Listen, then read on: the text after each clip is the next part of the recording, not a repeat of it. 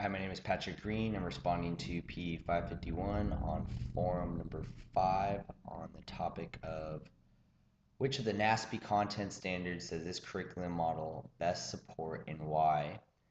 And this is referring to teaching games for understanding. I believe the teaching game for understanding model best supports standards 1, 2, and 3, but is mostly 2 as the highlight. For teaching games for understanding, students learn how to play games and do activities in 4 major categories, such as invasion games, net wall games, striking games, and target games.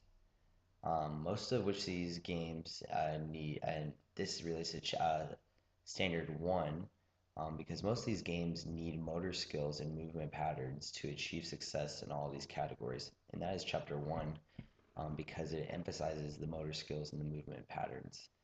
Um, Standard 2, which is mainly, again, um, the teaching games for understanding model, because um, of the strategies and tactics learned in each of these activities. Students need to learn how to combine the knowledge they already know and the knowledge they learn or are learning in your lessons and units, and then they are going to apply it to the activity or game they're participating in. And in the teaching for games understanding model, it mainly begins with a game. The model begins with a game. Students learn how to play the game. Then they find how it's supposed to be fun. Then they learn the tactics on how to gain an advantage over their classmates or opponents, so they can be successful.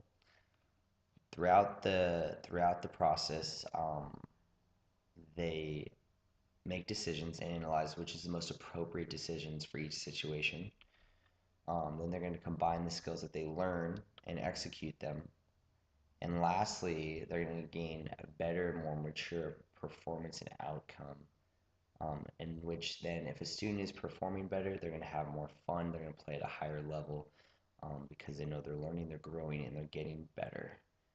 Um, Lastly, standard 3 is covered because they're hopefully using the teaching games for understanding um, model to be physically active and producing an adequate amount of fitness, and are then therefore increasing their health through physical activity. Now it is up to the teacher and the instructor to make sure that these games are played with a high enough intensity, making sure that these games um, or activity that there's modifications, um, and this is where the games theory model comes into play, and making sure that each student is engaged and each student is moving, and making sure that it's not just random movements, but there is a purpose and there's a focus, and therefore if a student is performing at a high level, they're already achieving that piece of adequate fitness and the opportunity to increase their health. Therefore, in turn, if they are enjoying themselves, they're going to do this more outside of school and hopefully into adulthood and the rest of their life. And thank you, and that's my post.